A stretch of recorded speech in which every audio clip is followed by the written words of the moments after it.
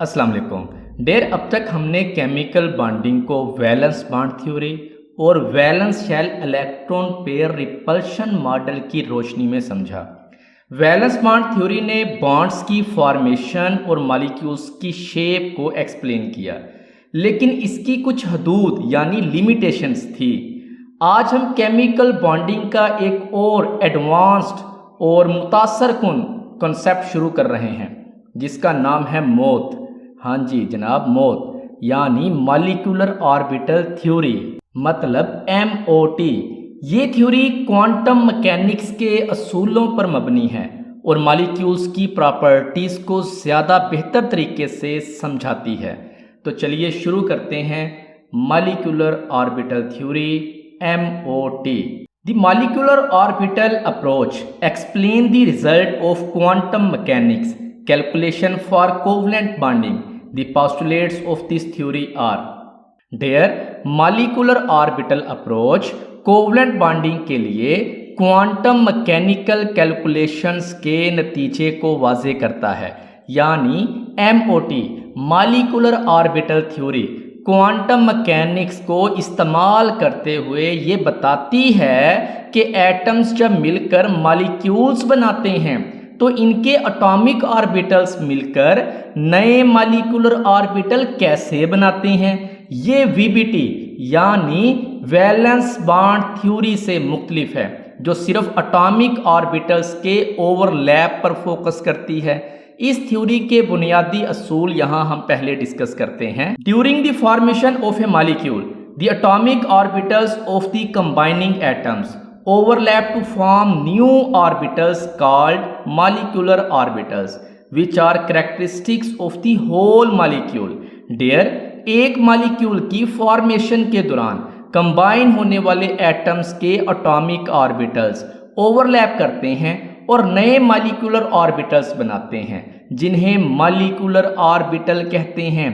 ये molecular orbitals पूरे molecule की खसूसियात होते हैं, यानी MOT मॉलिक्यूलर ऑर्बिटल थ्योरी का बुनियादी असूल ही ये है कि जब दो एटम्स मिलते हैं तो इनके एटॉमिक ऑर्बिटल्स ख़त्म नहीं होते, बल्कि वो आपस में मिलकर पूरे मॉलिक्यूल के नए ऑर्बिटल्स बनाते हैं, जिन्हें मॉलिक्यूलर ऑर्बिटल्स कहा जाता है। The atomic orbitals overlap with the lobe having suitable sign of the wave function of the orbitals. For example, one lobe of p orbital is given the positive sign and the other is marked with negative sign. There atomic orbitals का overlap orbitals के wave function के मुनासिब sign वाले lobe के साथ होता है।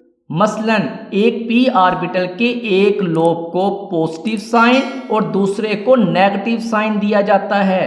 Quantum mechanics में एटॉमिक ऑर्बिटल्स को वेव फंक्शन से रिप्रेजेंट किया जाता है, जिनके साइन होते हैं। ओवरलैप सिर्फ तब होता है जब ओवरलैपिंग लोब्स के साइन कंपैटिबल हों, यानी सेम साइन वाले लोब्स ओवरलैप करें।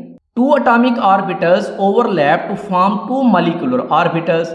When same sign orbitals overlap, the bonding molecular orbital sigma or pi is formed, and that has lower energy than the parent atomic orbital, while with opposite sign high energy anti-bonding molecular orbital sigma star or pi star is formed, that has higher energy than the parent atomic orbitals. दो atomic orbitals मिलकर दो molecular orbitals बनाते हैं। जब same sign वाले orbitals overlap करते हैं तो बॉन्डिंग मॉलिक्यूलर ऑर्बिटल्स सिग्मा या पाई बनता है, जिसकी एनर्जी पेरेंट एटॉमिक ऑर्बिटल से कम होती है, जबकि अपोजिट साइन वाले ऑर्बिटल्स के ओवरलैप से high energy anti bonding molecular orbital sigma star या पाई स्टार बनता है, जिसकी एनर्जी पेरेंट एटॉमिक ऑर्बिटल से ज़्यादा होती है। यानी जब एटॉमिक ऑर्बिटल मिलते हैं तो दो किस्म के मॉलिक्यूलर ऑर्बिटल बनते हैं। एक बॉन्डिंग मॉलिक्यूलर ऑर्बिटल जिसकी एनर्जी कम होती है और वो बॉन्ड को स्टेबल बनाता है, और दूसरा एंटी बॉन्डिंग मॉलिक्यूलर ऑर्बिटल जिसकी एनर्जी ज़्यादा होती है और वो बॉन्ड को डीस्टेबलाइज करता है। इलेक्ट्रॉन पहले कम एनर्जी वाले बॉन्डिंग मॉलिक्यूलर ऑर्बिटल में जाते हैं। The number of bonds form between two atoms after the atomic orbital overlap is called the bond order and is taken as half of the difference between the number of bonding electrons say A and anti-bonding electrons say B. Bond order is equal to A minus B over 2. अब atomic orbitals के overlap के बाद दो atoms के दरमियान बनने वाले bonds की तादाद को बॉन्ड ऑर्डर कहते हैं। इसे बॉन्डिंग इलेक्ट्रॉन मसलन ए और एंटी बॉन्डिंग इलेक्ट्रॉन मसलन बी की तादाद के फर्क के आधा हिस्सा माना जाता है। बॉन्ड ऑर्डर एक अहम कंसेप्ट है जो केमिकल बॉन्ड की मजबूती और तादाद को बताता है। इसका फॉर्मूला है bond order is equal to A minus B over 2, यानी number of electrons in bonding orbitals minus number of electrons in anti-bonding orbitals over 2. Next is S-S overlap. In the formation of H2 molecule, two s orbitals of hydrogen atom combine to give two molecular orbitals. The bonding molecular orbital is symmetrical about the axis joining the nuclei of the bonded atoms, means nuclear axis. While the anti-bonding molecular orbital has the electron density away from the nuclei of the overlapping atoms as in figure 3.30. H2 molecules की formation में hydrogen atoms के दो s orbitals मिलकर दो molecular orbitals बनाते हैं। Bonding molecular orbital bonded atoms के nuclei को जोड़ने वाले एक्सिस यानी न्यूक्लियर एक्सिस के इर्द गिर्द सिमेट्रिकल होता है, जबकि एंटी बॉन्डिंग मॉलिक्यूलर ऑर्बिटल में इलेक्ट्रॉन डेंसिटी ओवरलैपिंग एटम्स के न्यूक्लियाई से दूर होती है। यानी हम ये कह सकते हैं कि H2 मॉलिक्यूल सबसे सिंपल मिसाल है जब दो 1s एटॉमिक ऑर्बिटल्स ओवरलैप करते हैं तो एक सिग्मा बॉन्डिंग मॉलिक्यूलर ऑर्बिटल और एक sigma star anti bonding molecular orbital बनता है। बॉन्डिंग मॉलिक्यूलर ऑर्बिटल में इलेक्ट्रॉन न्यूक्लियाई के बीच होते हैं स्टेबिलिटी के लिए, जबकि एंटी बॉन्डिंग मॉलिक्यूलर ऑर्बिटल में इलेक्ट्रॉन न्यूक्लियाई से दूर होते हैं। डियर, इस डायग्राम में हाइड्रोजन के दो 1s एटॉमिक ऑर्बिटल्स का ओवरलैप दिखाया गया है। जब वो इन फेज ओवरलैप करते हैं तो सिग्मा बॉन्डिंग मॉलिक्यूलर ऑर्बिटल बनता है और आउट ऑफ फेज ओवरलैप करते हैं तो sigma star anti bonding molecular orbital बनता है, हाई एनर्जी वाला। इलेक्ट्रॉन पहले बॉन्डिंग ऑर्बिटल में जाते हैं जिससे H2 मॉलिक्यूल स्टेबल बनता है। आप यहां देख भी सकते हैं, एक हाइड्रोजन का 1s यहां रहा, दूसरे हाइड्रोजन का 1s यहां रहा। ये दोनों आपस में ओवरलैपिंग करके दो मॉलिक्यूलर ऑर्बिटल बना रहे हैं, एक सिग्मा स्टार और दूसरा सिग्मा। सिग्मा स्टार की एनर्जी सिग्मा से ज्यादा है। एक इलेक्ट्रॉन इसके पास है, एक इलेक्ट्रॉन इसके पास है, टोटल इलेक्ट्रॉन हो गए 2।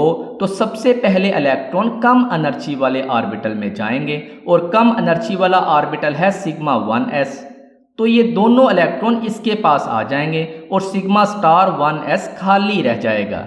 The p orbital of an atom can combine to give sigma bonds in the following ways: head-on overlap and sideways overlap. Head-on overlap. Here the p orbitals of the two atoms approach along the same axis, say x-axis, as shown in the figure.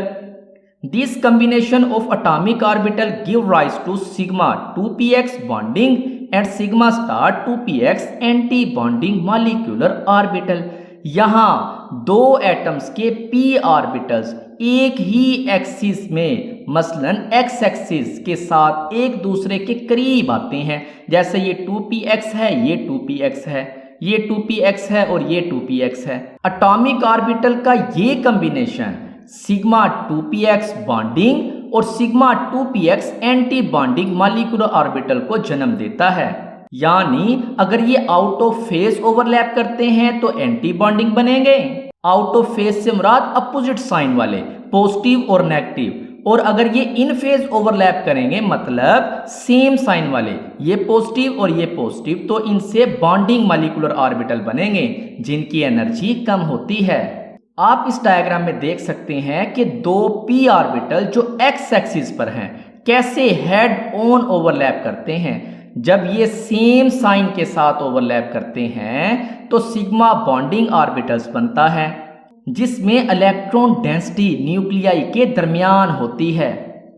और जब ये opposite sign के साथ overlap करते हैं तो sigma star anti bonding orbital बनते हैं जिसमें इलेक्ट्रॉन डेंसिटी न्यूक्लियाई से दूर होती है और इनके दरमियान एक नूडल प्लेन होता है। Next is sideways overlap. When the axis of two p orbitals py और pz orbitals are parallel to each other, they interact to form pi molecular orbitals as shown in the diagram 3.32. The bonding molecular orbitals pi 2py or pi 2pz have zero electron density on the nuclear axis called the nodal plane. On the other hand, anti-bonding molecular orbital pi star 2py and pi star 2pz have the least electron density in the internuclear region.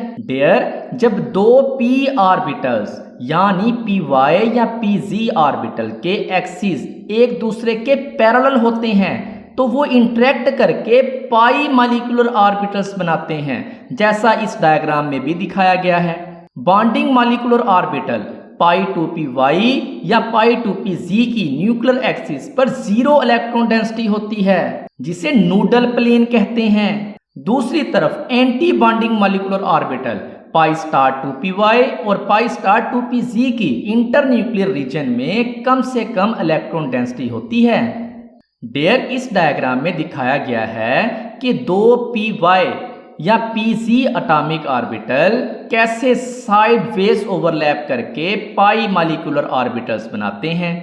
जब ये same sign के साथ, जैसे आप यहाँ नीचे देख सकते हैं सेम साइन है, जब ये सेम साइन के साथ ओवरलैप करते हैं तो बॉन्डिंग पाई ऑर्बिटल्स बनाते हैं जिसकी इलेक्ट्रॉन डेंसिटी न्यूक्लियर एक्सिस के ऊपर और नीचे होती है जैसे आप यहाँ इस डायग्राम में देख सकते हैं बॉन्डिंग मॉलिक्यूलर ऑर्बिटल में। और जब ये अपोजिट साइन के साथ ओवरलैप करते हैं तो anti bonding pi star orbital बनता है जैसे आप इस डायग्राम में देख सकते हैं एंटी बॉन्डिंग मॉलिक्यूलर ऑर्बिटल में। यानी सेम साइन के साथ बॉन्डिंग मॉलिक्यूलर ऑर्बिटल बनेंगे और अपोजिट साइन के साथ एंटी बॉन्डिंग मॉलिक्यूलर ऑर्बिटल बनते हैं। Molecular orbital diagram of subdiatomic molecules. Helium. The electronic configuration of helium is 1s2. For a successful formation of helium molecule, 1s orbitals of two helium atoms must combine to form bonding sigma 1s and anti-bonding sigma star 1s orbital as shown in diagram. Air helium की electronic configuration 1s2 है जैसे कि इसका atomic number 2 होता है इसलिए इसके 1s में 2 इलेक्ट्रॉन्स होंगे।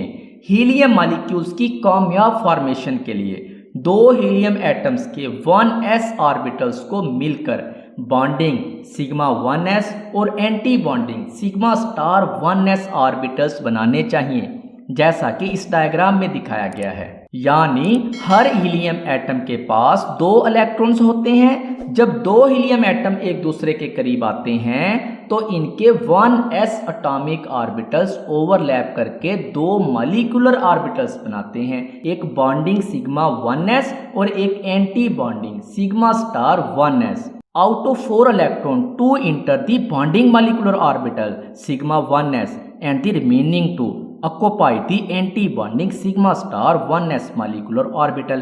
But on calculation, we discovered that the bond order for helium He2 is 0. Hence, He2 molecule is not formed. चारों इलेक्ट्रॉन दो हीलियम एटम के चारों इलेक्ट्रॉन में से 2 bonding molecular orbital sigma 1s में दाखिल होते हैं और बाकी 2 anti bonding molecular orbital sigma star 1s में दाखिल होते हैं।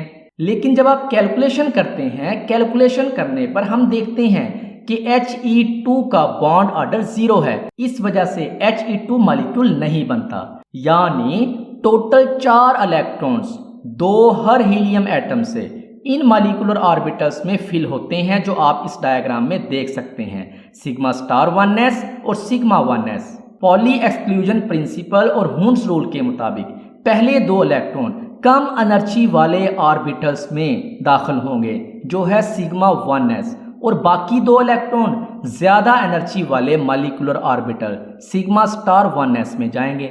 जब हम बॉन्ड ऑर्डर कैलकुलेट करते हैं, बॉन्ड ऑर्डर कैसे कैलकुलेट किया जाता है? Number of electrons in bonding orbitals minus number of electrons in anti bonding orbitals divided by 2। तो जवाब हमारे पास आता है 0। 0 बॉन्ड ऑर्डर का मतलब है कि मॉलिक्यूल स्टेबल नहीं है और इसका वजूद नहीं है। बॉन्ड ऑर्डर कैसे कैलकुलेट करते हैं? Number of electrons in bonding orbital minus number of electrons in anti bonding orbitals divided by 2। जवाब आता है हमारे पास 0। तो इसका मतलब ये हुआ कि मॉलिक्यूल स्टेबल नहीं है और इसका वजूद ही नहीं है। इस डायग्राम में 2 हीलियम के एटम्स, एक इधर है और एक इधर है, इनके एटॉमिक ऑर्बिटल्स और इनसे बनने वाले सिग्मा 1s और sigma star 1s molecular orbital दिखाए गए हैं। इलेक्ट्रॉन की डिस्ट्रीब्यूशन देखकर बॉन्डिंग और एंटी बॉन्डिंग इलेक्ट्रॉन्स बराबर होने की वजह से बॉन्ड ऑर्डर 0 आता है, जिसका मतलब ये है कि हीलियम का मॉलिक्यूल नहीं बनता। यानी अगर बॉन्ड ऑर्डर 0 आ जाए तो वो मॉलिक्यूल एग्जिस्ट नहीं करता, वो मॉलिक्यूल नहीं बनेगा। इस डायग्राम में हीलियम के एक एटम का 1s ऑर्बिटल यहाँ दिखाया गया है, दूसरे एटम का 1s एटॉमिक ऑर्बिटल यहाँ दिखाया गया है। ये दोनों एटॉमिक ऑर्बिटल ओवरलैप करते हैं और 2 मॉलिक्यूलर ऑर्बिटल बनाते हैं, एक सिग्मा 1s और दूसरा सिग्मा स्टार 1s। इन दोनों के पास टोटल 4 इलेक्ट्रॉन हैं, 2 इसके पास आ जाएंगे, 2 इसके पास आ जाएंगे, बॉन्ड ऑर्डर हमारे पास 0 आ जाएगा, जिसका मतलब He2 का मॉलिक्यूल्स नहीं बनेगा। Next is nitrogen N2. Electronic configuration of nitrogen is 1s2, 2s2, 2px1, 2py1, 2pz1. The molecular orbital diagram of N2 based on this electronic configuration is shown in figure 3.34. The valence shell 2s on both nitrogen atom give sigma 2s and sigma star 2s orbitals, whereas 2p orbitals give 6 molecular orbitals which are arranged in the increasing order of energy as sigma 2s की energy कम है sigma star 2s से और sigma star 2s की energy कम है पाई 2py और पाई 2py की energy equal है पाई 2pz से, और इनकी एनर्जी कम है सिग्मा 2px से और इसकी एनर्जी कम है पाई स्टार 2py से और इसकी एनर्जी इक्वल है पाई स्टार 2pz से, और इनकी एनर्जी कम है सिग्मा स्टार 2px से। यानी सिग्मा स्टार 2px की एनर्जी सबसे ज़्यादा और सिग्मा 2s की एनर्जी सबसे कम। डेयर N2 का मॉलिक्यूलर ऑर्बिटल डायग्राम इस इलेक्ट्रॉनिक कन्फिगरेशन की बुनियाद पर है जो इस डायग्राम में दिखाया गया है। दोनों नाइट्रोजन एटम के वैलेंस शेल के 2s ऑर्बिटल्स सिग्मा 2s और सिग्मा स्टार 2s ऑर्बिटल्स देते हैं, जबकि 2p ऑर्बिटल्स 6 मॉलिक्यूलर ऑर्बिटल्स देते हैं जो एनर्जी की बढ़ती हुई तरतीब से यहाँ लिखे गए हैं। यानी नाइट्रोजन के दोनों 2s एटॉमिक ऑर्बिटल्स मिलकर 2 मॉलिक्यूलर ऑर्बिटल्स बनाते हैं, sigma 2s and sigma star 2s। फिर दोनों एटम्स के 2px, 2py और 2pz एटॉमिक ऑर्बिटल मिलकर 6 मॉलिक्यूलर ऑर्बिटल बनाते हैं, जिनमें से 3 बॉन्डिंग होंगे और 3 एंटी बॉन्डिंग होंगे। नाइट्रोजन में एनर्जी लेवल का सीक्वेंस थोड़ा मुख्तलिफ होता है, जहां pi bonding orbital sigma bonding 2px से कम एनर्जी के होते हैं, जैसे आप इस डायग्राम में भी देख सकते हैं कि पाई मॉलिक्यूलर ऑर्बिटल्स की एनर्जी कम है और सिग्मा की एनर्जी ज्यादा है। The bond order for N2 can be calculated from its orbital diagram as bond order of nitrogen is equal to 6 minus 0 over 2 is equal to 3. Therefore, there are 3 covalent bonds between the nitrogen atoms in this molecule. One of these is sigma bond while the other 2 are pi bonds. Nitrogen के लिए bond order को इसके orbital diagram से calculate किया जा सकता है। Bond order nitrogen का 3 निकलता है, लिहाजा इस मॉलिक्यूल में नाइट्रोजन एटम के दरमियान 3 कोवलेंट बॉन्ड हैं। इनमें से एक सिग्मा बॉन्ड है जबकि 2 पाई बॉन्ड हैं। N2 में टोटल 10 वैलेंस इलेक्ट्रॉन्स होते हैं, जैसे आप इस डायग्राम में देख सकते हैं। एक एटम के वैलेंस इलेक्ट्रॉन इस तरफ दिखाए गए हैं, दूसरे एटम के वैलेंस इलेक्ट्रॉन इस तरफ दिखाए गए हैं। 3p के अंदर, 2s के अंदर, 5 इधर हो गए, 5 इधर हो गए, तो टोटल हो गए 10। जब इन्हें मॉलिक्यूलर ऑर्बिटल डायग्राम में फिल करते हैं तो 8 इलेक्ट्रॉन्स बॉन्डिंग ऑर्बिटल्स में और 2 इलेक्ट्रॉन्स एंटी बॉन्डिंग ऑर्बिटल्स में होते हैं। जैसे यहाँ देखें, सिग्मा स्टार 2s के अंदर 2 इलेक्ट्रॉन हैं, ये एंटी बॉन्डिंग मॉलिक्यूलर ऑर्बिटल हैं। जबकि ऊपर वाली डायग्राम में देखें, 3 इधर 3 इधर, टोटल 6 इलेक्ट्रॉन्स थे और आपके पास 6 ही मॉलिक्यूलर ऑर्बिटल हैं। और नीचे यहाँ 3 बॉन्डिंग मॉलिक्यूलर ऑर्बिटल हैं, हर एक मॉलिक्यूलर ऑर्बिटल में 2 इलेक्ट्रॉन आएंगे, तो 3 के अंदर 6 हो गए। तो 6 के 6 इलेक्ट्रॉन यहाँ बॉन्डिंग मॉलिक्यूलर ऑर्बिटल में आ गए, तो इसका मतलब एंटी बॉन्डिंग मॉलिक्यूलर ऑर्बिटल सारे के सारे खाली होंगे। तो इस मुकम्मल डायग्राम में देखें, 2 इलेक्ट्रॉन ये वाले, 6 इलेक्ट्रॉन ये वाले, ये बॉन्डिंग मॉलिक्यूलर ऑर्बिटल के इलेक्ट्रॉन्स हैं। ये टोटल हो गए 8 इलेक्ट्रॉन्स। 8 में से आप ये 2 निकाल दें जो एंटी बॉन्डिंग मॉलिक्यूलर ऑर्बिटल्स के इलेक्ट्रॉन हैं।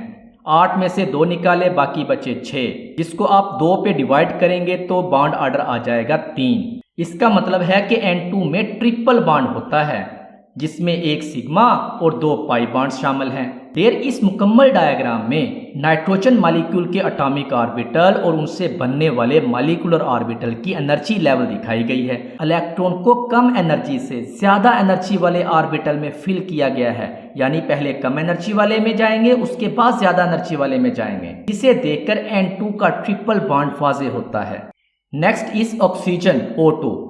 The formation of molecular orbital in oxygen molecule is shown as following in figure 3.35। Oxygen molecules में मॉलिक्यूलर ऑर्बिटल की फॉर्मेशन इस डायग्राम में दिखाई गई है। The bond energy of the molecular orbitals can be arranged as sigma 2s, इसकी energy कम है sigma star 2s से, और इसकी एनर्जी कम है सिग्मा 2px से, और इसकी एनर्जी कम है पाई 2py से, और इसकी एनर्जी इक्वल है पाई 2pz से, और इसकी एनर्जी कम है पाई स्टार 2py से, जिसकी एनर्जी इक्वल है पाई स्टार 2pz से, और इनकी एनर्जी कम है सिग्मा स्टार 2px से। यानी ये तरतीब एक ऐसी तरतीब है जो एनर्जी की बढ़ती हुई मिकदार के लिहाज से बनाई गई है। The bond order of oxygen is 2। Bonding molecular orbital के इलेक्ट्रॉन 6 हैं और एंटी बॉन्डिंग मॉलिक्यूलर ऑर्बिटल के इलेक्ट्रॉन 2 हैं। इनको डिवाइड कर दें 2 पर तो बॉन्ड ऑर्डर आ जाएगा 2। देर ये 2 इंटू 6 माइनस 2/2 नहीं है, बल्कि 2 यहाँ अलग है, यानी bond order of oxygen is 2। और आगे बताया गया है कि इसको कैलकुलेट कैसे किया गया है, 6 माइनस 2/2, यानी बॉन्डिंग मॉलिक्यूलर ऑर्बिटल्स के electron minus anti bonding molecular orbitals के electron divided by 2, which shows the presence of 1 sigma and 1 pi bonds between the oxygen atom.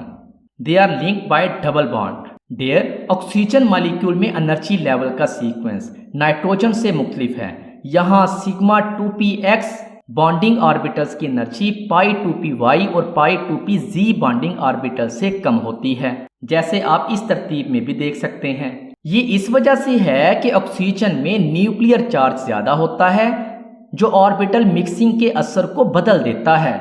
Oxygen का बॉन्ड ऑर्डर 2 है, जो ऑक्सीजन एटम्स के दरमियान एक sigma और एक पाई बॉन्ड की मौजूदगी को दिखाता है, यानी ये डबल बॉन्ड से जुड़े हुए हैं। हर ऑक्सीजन एटम के पास 6 वैलेंस इलेक्ट्रॉन्स होते हैं, तो टोटल 2 ऑक्सीजन एटम्स के पास 12 वैलेंस इलेक्ट्रॉन्स होंगे। जब इन्हें मॉलिक्यूलर ऑर्बिटल डायग्राम में फिल करते हैं तो 8 इलेक्ट्रॉन्स बॉन्डिंग ऑर्बिटल्स में, सिग्मा 2s, सिग्मा 2px, पाई 2py, पाई 2pz में, और 4 इलेक्ट्रॉन एंटी बॉन्डिंग ऑर्बिटल्स में आएंगे। 2 आ जाएंगे सिग्मा स्टार 2s में और 2 होंगे पाई स्टार 2py और पाई स्टार 2pz में। बॉन्ड ऑर्डर होगा 8 - 4 divided by 2 is equal to 4, यानी बॉन्डिंग मॉलिक्यूलर ऑर्बिटल के electrons minus anti bonding molecular orbitals के इलेक्ट्रॉन डिवाइडेड बाय 2। इसका मतलब है कि O2 में डबल बॉन्ड होता है, जिसमें एक सिग्मा और एक पाई बॉन्ड शामिल हैं। Oxygen molecule is paramagnetic in nature, which means it is attracted by a magnetic field. Paramagnetic substances have one or more unpaired electrons in them. A substance with large number of unpaired electrons is strongly paramagnetic. Molecular orbital theory successfully explains the paramagnetic behavior of oxygen molecule. Dear, oxygen molecule फितरी तौर पर paramagnetic है, जिसका मतलब है कि ये magnetic field से अट्रैक्ट होता है। पैरामैग्नेटिक सब्सटेंस में एक या एक से ज्यादा अनपेयर्ड इलेक्ट्रॉन होते हैं। बहुत ज्यादा अनपेयर्ड इलेक्ट्रॉन वाले सब्सटेंसेस स्ट्रांगली पैरामैग्नेटिक होते हैं। वैलेंस बॉन्ड थ्योरी ऑक्सीजन की पैरामैग्नेटिज्म को एक्सप्लेन नहीं कर सकी थी, लेकिन MOT मॉलिक्यूलर ऑर्बिटल थ्योरी ये बखूबी वजाहत करती है। O2 के मॉलिक्यूलर ऑर्बिटल डायग्राम में यहां आप देख सकते हैं दो अनपेयर्ड इलेक्ट्रॉन हैं, एक पाई स्टार 2py में और एक पाई स्टार 2pz में। अनपेयर्ड इलेक्ट्रॉन की मौजूदगी पैरामैग्नेटिक शिफ्ट की निशानी है और यही वजह है कि लिक्विड ऑक्सीजन मैग्नेटिक फील्ड से अट्रैक्ट होता है। The molecular orbital diagram of oxygen shows the presence of two unpaired electrons, one in pi star 2py and one in pi star 2pz. Due to the presence of these unpaired electrons, oxygen molecule has a net magnetic field which increase with the external magnetic field. अब ये वही बात repeat हो रही है कि oxygen का molecular orbital diagram दो अनपेयर्ड इलेक्ट्रॉन्स की मौजूदगी को दिखाता है, एक पाई स्टार 2py में और दूसरा पाई स्टार 2pz में। इन अनपेयर्ड इलेक्ट्रॉन्स की मौजूदगी की वजह से ऑक्सीजन मॉलिक्यूल का एक नेट मैग्नेटिक फील्ड होता है जो एक्सटर्नल मैग्नेटिक फील्ड से इंटरेक्ट करता है।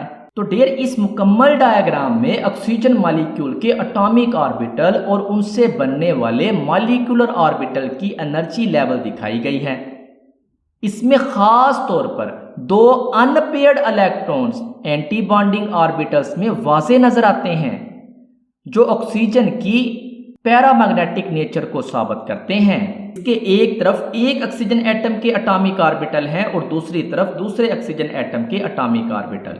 ये दोनों मिलकर 8 मॉलिक्यूलर ऑर्बिटल बनाते हैं, जिनमें से 4 बॉन्डिंग मॉलिक्यूलर ऑर्बिटल होंगे और 4 एंटी बॉन्डिंग मॉलिक्यूलर ऑर्बिटल होंगे और इनमें इलेक्ट्रॉन सबसे पहले कम एनर्जी वाले मॉलिक्यूलर ऑर्बिटल में दाखिल होगा। बॉन्ड ऑर्डर निकलेगा 2, तो इसका मतलब ऑक्सीजन में डबल बॉन्ड पाया जाता है। उम्मीद है आज का लेक्चर आपको पसंद आया होगा। अगर आपको कोई कन्फ्यूजन है तो ज़रूर कमेंट करें, मैं रिप्लाई करने की पूरी कोशिश करूँगा। लेक्चर अच्छा लगा हो तो वीडियो को लाइक करें, शेयर करें और चैनल को सब्सक्राइब करना ना भूलें। शुक्रिया।